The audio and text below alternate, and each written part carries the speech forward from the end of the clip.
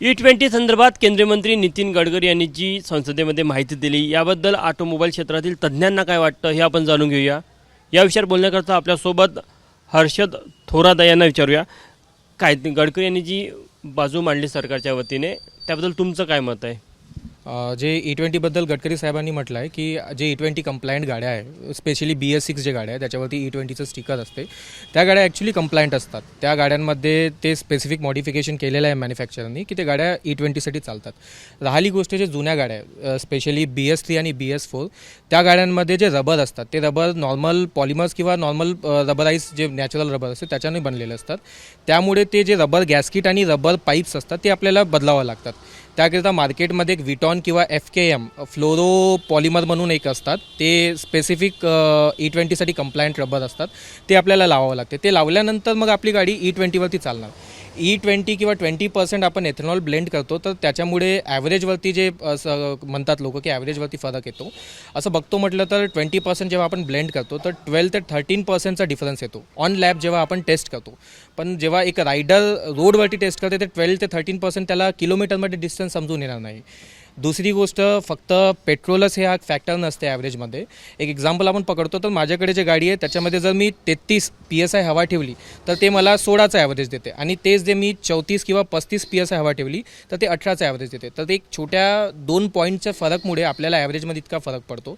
तसंच आपलं इंजनचं पण असते। इंजनचं जर प्रॉपर मेंटेनन्स असेल, त्याचं ऑइल आपण प्रॉपरली चेंज केलं असेल, हर एक पार्ट प्रॉपर कॅलिब्रेशनमध्ये चालत असेल आणि खूप आयडियल सिच्युएशनमध्ये तुम्ही गाडी चालवत असाल, त्यानंतर तुम्हाला एक्झॅक्ट ॲव्हरेज मिळते। तर फक्त आपण असं ब्लेम नाही करू शकत की एथेनॉलमुळेच ॲव्हरेज आपलं कमी होत आहे।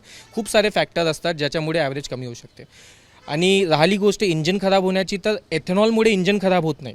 आपण असं म्हणू शकतो की फ्यूलमध्ये काही कंटॅमिनेशन आलं किंवा फ्यूलमध्ये काही भेसळ आलं, काही पाणी आलं, त्यामुळे होऊ शकते। पण ते नॉर्मल पेट्रोलमध्ये पण कंटॅमिनेशन येऊ शकते, एथेनॉलमध्ये पण येऊ शकते।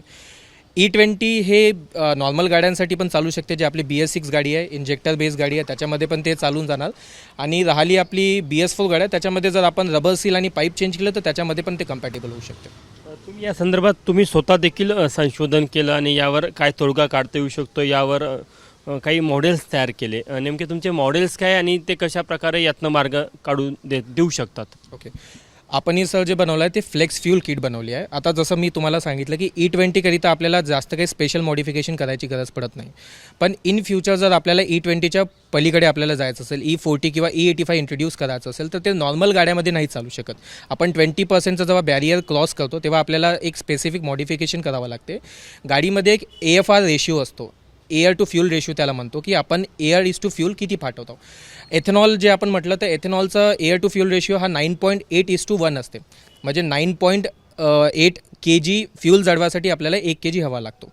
तर तसाच हा पेट्रोलचा रेशिओ जो असतो 14.7:1 असतो। हा रेशिओ डिफरंट आहे डिफरंट फ्यूल करता। तर जेव्हा आपण फ्यूलचं पर्सेंटेज वाढवतो तेव्हा AFR रेशिओ किंवा स्टायकोमॅट्रिक रेशिओ आपल्याला चेंज करावं लागते। तर त्यानुसार गाडीमध्ये जर कार्बोरेटर असेल तर कार्बोरेटरमध्ये आपण चेंजेस करतो। गाडीमध्ये जर BS6 गाडी असेल त्याच्यामध्ये इंजेक्टर असेल तर आपण त्याचं ECU मॅपिंग चेंज करतो किंवा त्याचा फ्यूल पंप आपण चेंज करतो। तर हे बेसिक चेंजेस केल्यानंतर आपली गाडी हे फ्लेक्स फ्यूल बनून जाते। तर आम्ही आता काय केलेलं आहे, जे जुन्या गाड्या आहेत तर कार्बोरेटर आम्ही स्पेशली एक डिझाईन करून दिलेलं आहे, ज्याच्यामध्ये हा स्पेसिफिक कार्बोरेटर येतो। ते कार्बोरेटर लावल्यानंतर तुमच्या गाडीमध्ये E20 तुम्ही टाकत आहे किंवा E40 टाकत आहे किंवा E80 टाकत आहे, E85, ते फ्यूल टाकल्यानंतर हा कार्बोरेटर तुमच्या गाडीला कंपॅटेबल करतो फ्लेक्स फ्यूलला चालवण्याकरता। E20साठी तर आपल्याला जास्त चेंजेस करायची गरज पडू शकत नाही गाडीमध्ये। E20च्या पलीकडे आपल्याला जेव्हा ब्लेंडिंग करायची असेल E30, E40 किंवा E85, त्यानंतर हे आमची जे किट आहे हे मदत करू शकते। मला एक सांगा की E20लाच घेऊन नागरिकांच्या खूप तक्रारी आहे, आता याचं सोल्युशन कसं, सरकारकडे काय पर्याय आहे? एक सायंटिफिक बघतो म्हटलं तर गाडीमध्ये तसं काही फॉल्ट येत नाही E20मुळे। E20वरती पण गाडी चालू शकतात। आय थिंक आपल्या जनरल पब्लिकला अवेअर करण्याची गरज आहे की तुमच्या गाडीमध्ये जे प्रॉब्लेम येत आहे किंवा जे ॲव्हरेजचं फरक येत आहे ते पेट्रोलमुळे नसून तुमच्या बाकी फॅक्टर्स पण होऊ शकतात। आणि राहिली गोष्ट गाडी खराब होण्याची, तर E20मुळे तर गाड्या खराब नव्हत्या, होऊ शकते फ्यूलमध्ये कंटॅमिनेशन आल्यामुळे पण ते होतात, आणि ते कंटॅमिनेशन नॉर्मल पेट्रोलमध्ये पण येऊ शकते। त्यामुळे इंजन E20मुळे खराब होतं किंवा ते बदलण्याची गरज नाही? नाही, इंजनला काही प्रॉब्लेम होत नाही। आपण जेव्हा फ्लेक्स फ्यूल गाडी पण बनवतो त्यामध्ये इंजनमध्ये आपण काही छेडछाडी करत नाही।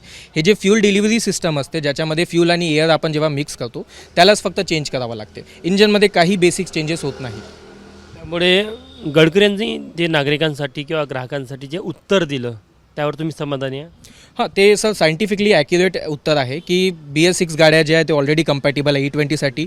ओल्ड गाड्यासाठी त्यांनी म्हटलं आहे की आपल्याला फ्यूल आणि रबर जे पार्ट्स असतात ते चेंज करावं लागते आणि ते गोष्ट बरोबर आहे. जुन्या गाड्यांना जे फ्यूल पाईप असतात ते कम्पॅटेबल नाही आहे E20साठी आणि ते काही खूप मोठं काम नाही आहे. आपण जनरल सर्व्हिसिंगमध्ये पण त्या पाईपला चेंज करू शकतो. तर आपण बघू शकतो की हर्षद थोरात या क्षेत्रातील तज्ज्ञ आहे, स्वतः देखील एक वैज्ञानिक म्हणून काम करतो आणि केंद्रीय मंत्री नितीन गडकरी यांनी जे लेखी उत्तर दिलं त्यामध्ये त्यांनी जी भूमिका मांडली त्यावर त्यांनी देखील सांगितलं की हा एक वैज्ञानिक मत आहे आणि निश्चितच त्यांनी देखील त्याचं समर्थन केलेलं आहे. कॅमेरामॅन मिथुन आदमेंसह तुषार कोहळे, ABP माझा, नागपूर. ABP माझा, उघडा डोळे बघा नीट.